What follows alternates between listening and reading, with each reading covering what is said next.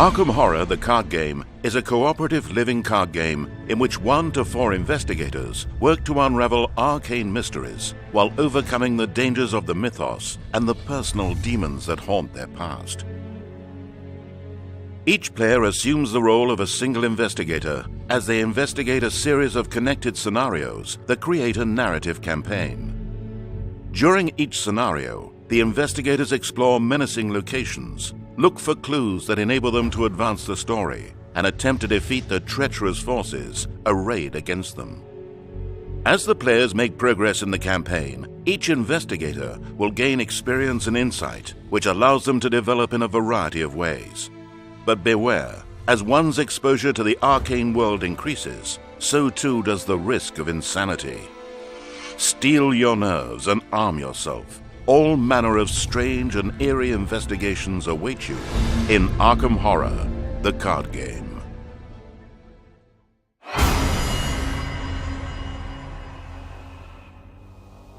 In the following example, the players choose to play The Gathering, the first scenario in the Night of the Zealot campaign. While playing a campaign, the investigators advance from one scenario to the next in sequential order. The decisions made during each scenario may carry over to influence future scenarios during the campaign. Using the campaign guide, the players follow the campaign setup steps, beginning by choosing their investigators. In this example, one player chooses to play as Roland Banks, while the other player chooses to play as Wendy Adams. Each player then assembles their investigator deck, consisting of their investigator allies, equipment, talents, skills, and weaknesses. During this example, each investigator will use the starter decks outlined in the Learn to Play guide. The players then choose a difficulty level, which determines the Chaos tokens that will be used throughout the campaign. Chaos tokens will influence all investigator skill tests for the duration of the campaign.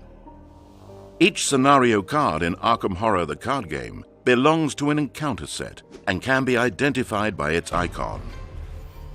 Using the campaign guide, players gather each encounter set for the Gathering scenario. This collection of cards creates the encounter deck, the act deck, and the agenda deck. The Gathering Acts cards and agenda cards are placed side by side, along with the matching location cards and the Gathering scenario reference card. The Act deck represents the investigator's progress and advances from one act card to the next as the investigators gather clues and work towards their goal. The Agenda deck represents the objectives and progress of the malicious forces pitted against the investigators. Doom tokens may advance the Agenda deck through the course of a scenario, revealing the unfolding story and presenting dire choices. In this example, the campaign guide also instructs the players to set aside the Ghoul Priest and the Lita Chandler cards and shuffle the remaining encounter cards to create the encounter deck. The study location is then put into the play area. The other locations are set aside, and each investigator begins to play in the study. When an investigator enters a location, it is revealed and a number of clues equal to that location's clue value are placed upon it. In this example, the study's clue value is 2 per player. Each investigator then draws a starting hand of 5 cards and gathers 5 resource tokens from the token bank. The investigators are now ready to begin the scenario by reading the text on the agenda and act cards, paying close attention to the details.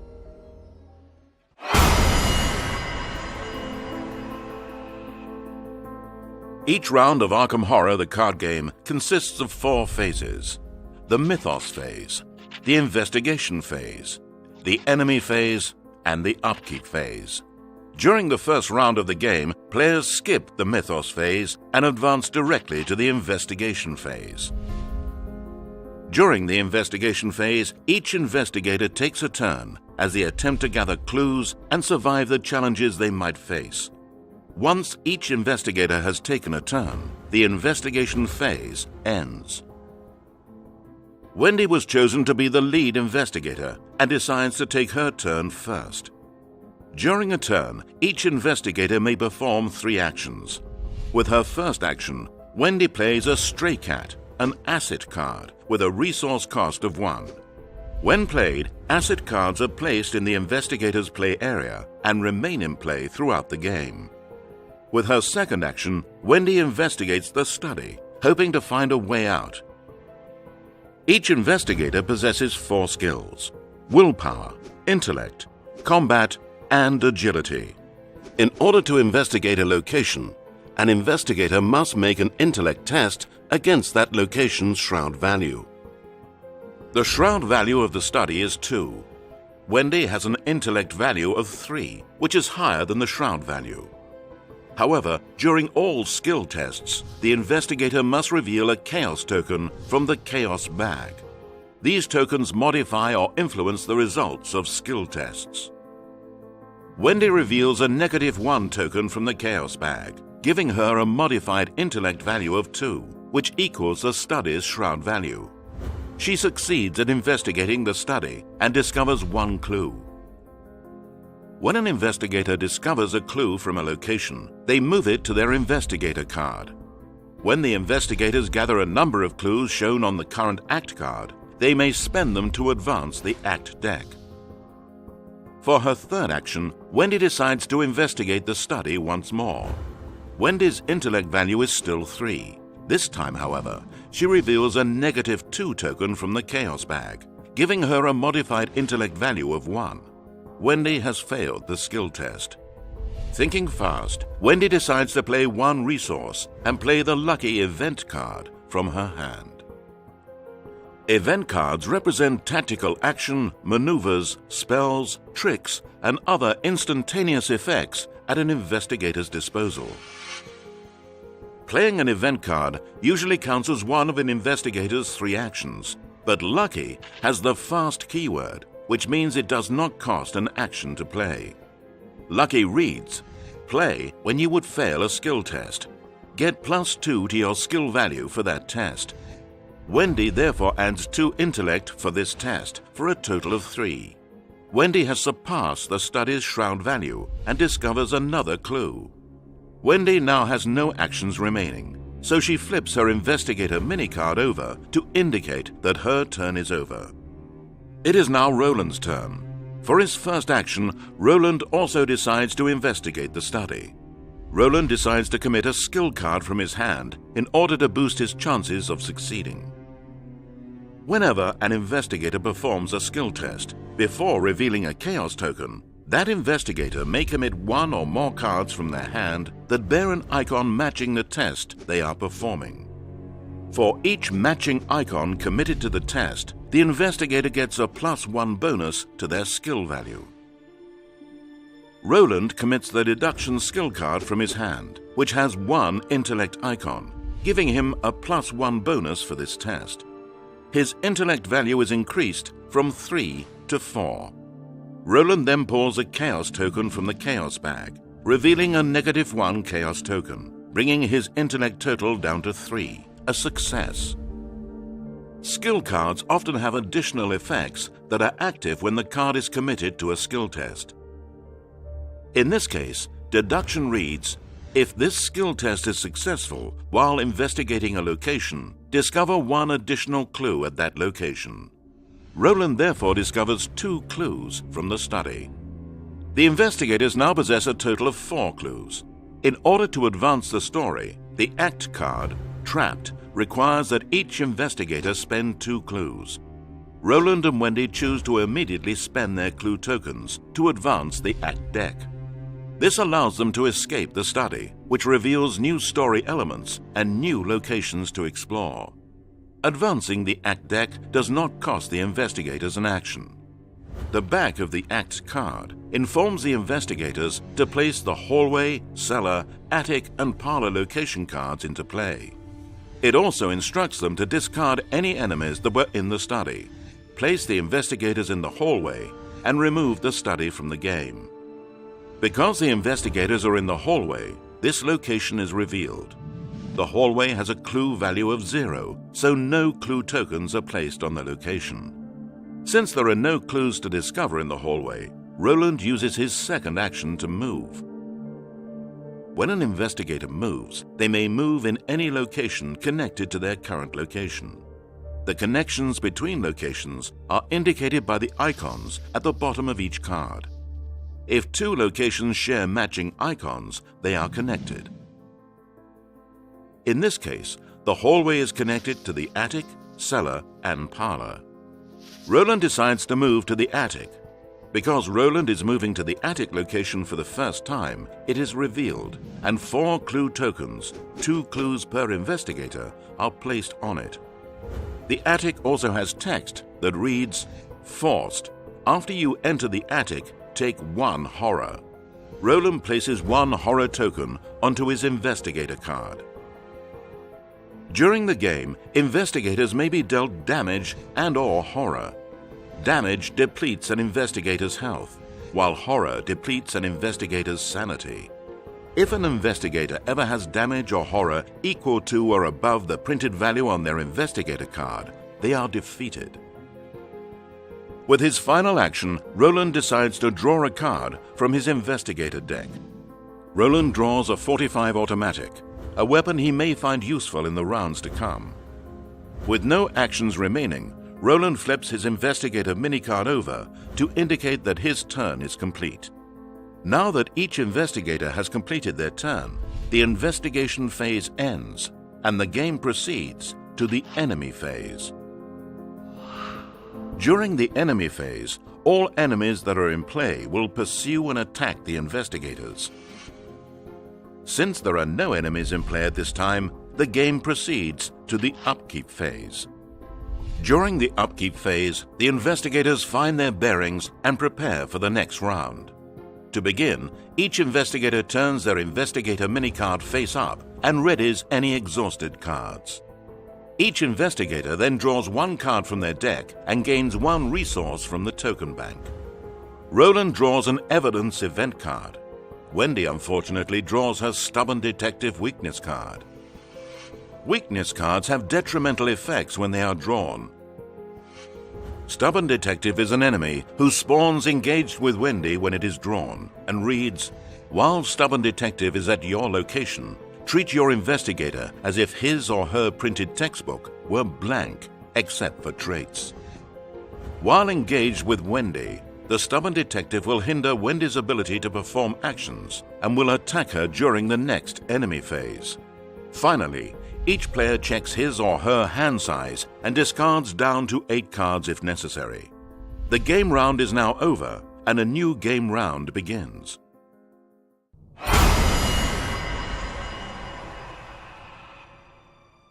Round 2 begins with the Mythos phase.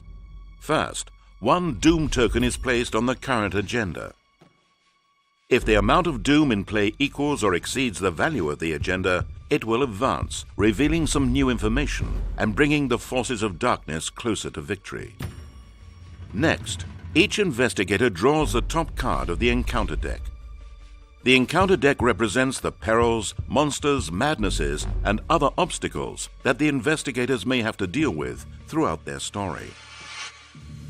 Roland draws a ravenous ghoul enemy. When an enemy card is drawn, that enemy spawns engaged with the investigator who drew it, unless stated otherwise. The ravenous ghoul reads, "Prey, lowest remaining health." Since Roland has the lowest remaining health at that location, the ravenous ghoul is placed in front of Roland's investigator card. Wendy draws a Grasping Hands Treachery card.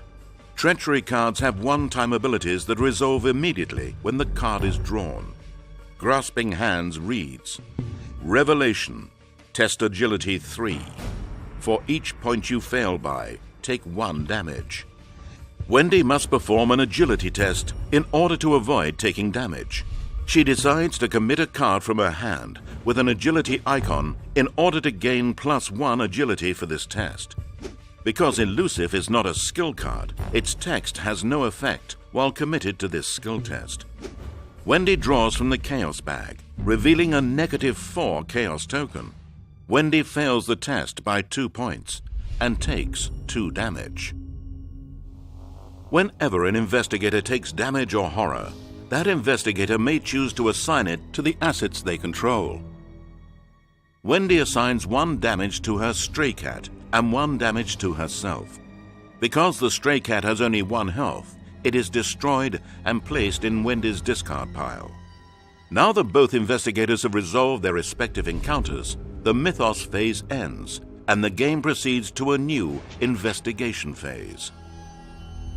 Wendy, as the lead investigator, decides to take her turn first, but is currently engaged with the stubborn detective enemy. For her first action, Wendy decides to evade the stubborn detective. In order to evade an enemy, an investigator must succeed at an agility test against that enemy's evade value. Wendy's agility value is 4, while the stubborn detective has an evade value of 2. Wendy reveals a chaos token with a special symbol on it, which indicates a scenario-based effect.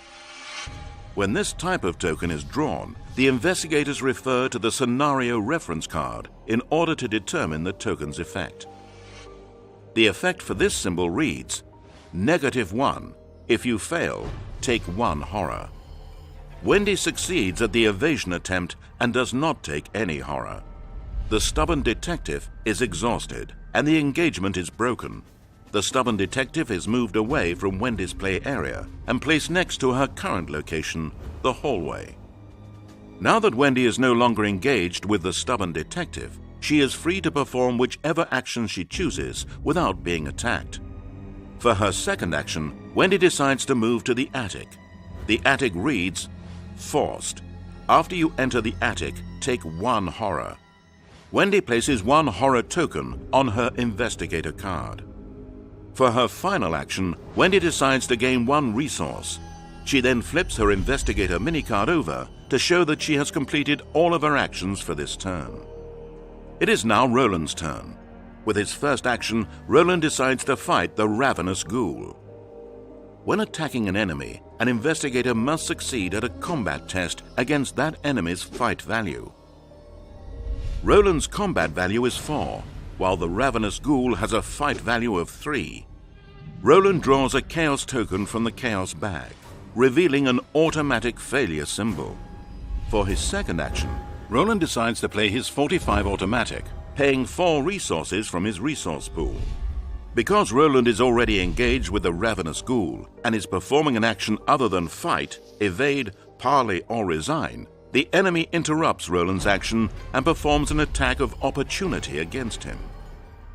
When an enemy attacks an investigator, there are no tests that need to be performed. Enemies simply deal damage and horror to that investigator in the amounts listed on the enemy card. In this case, 1 damage and 1 horror. With the attack of opportunity completed, Roland places his 45 automatic into play next to his investigator card. Whenever an asset with the uses keyword enters play, a number of resource tokens equal to its uses value are placed on it. The 45 automatic reads, Uses, 4 ammo. 1 of these tokens will be spent each time the card's ability is used. With his final action, Roland uses the action ability on the 45 automatic, which reads, Action, spend 1 ammo. Fight. You get +1 combat for this attack. This attack deals +1 damage. Roland spends 1 ammo from his 45 automatic and performs an attack against the ravenous ghoul. Roland's combat value is 5, 4 from his ability and +1 from the 45 automatic. Roland then reveals a +1 chaos token, bringing his combat value up to 6. The attack is successful, and 2 damage is dealt to the ravenous ghoul, 1 from Roland's attack and 1 from the 45 automatic's bonus. However, the ravenous ghoul has a health value of 3, so it is still alive. Roland then flips his investigator mini-card over to show that he has completed all of his actions for this turn. The game now progresses to the enemy phase. The stubborn detective is currently exhausted, so it does nothing during the phase. The ravenous ghoul is currently ready and engaged with Roland, so it performs an attack against him, dealing 1 damage and 1 horror. The ravenous ghoul is then exhausted. With no more enemies that need to activate, gameplay continues to the upkeep phase. During the upkeep phase, each investigator's mini-card is turned to face up, and all exhausted cards are readied to prepare for the coming round. Each investigator then draws one card, gains one resource, and checks their hand size. Play then proceeds to the mythos phase of the next round. The investigators are currently on the second act of their story, but the agenda will soon advance.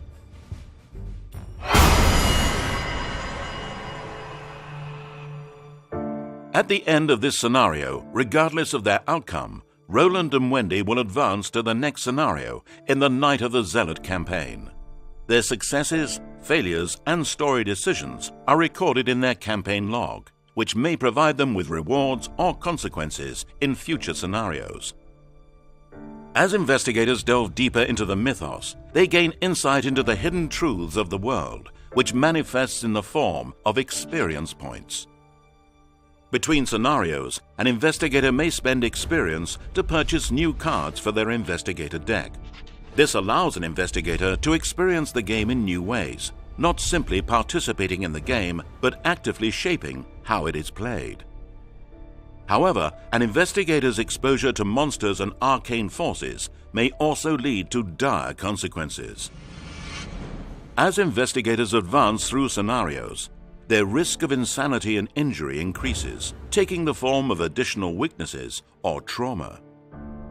If an investigator suffers physical trauma equal to their health or mental trauma equal to their sanity, that investigator is killed or driven insane and cannot be used for the remainder of the campaign.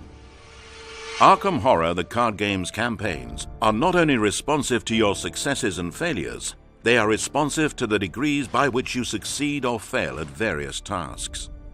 Failure in one scenario may continue to haunt you into the next.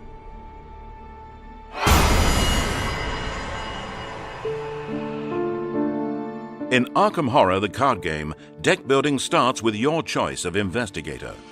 Each investigator has their own parameters for which cards can be included in their deck, including a specific deck size, class options, and card level requirements for those classes.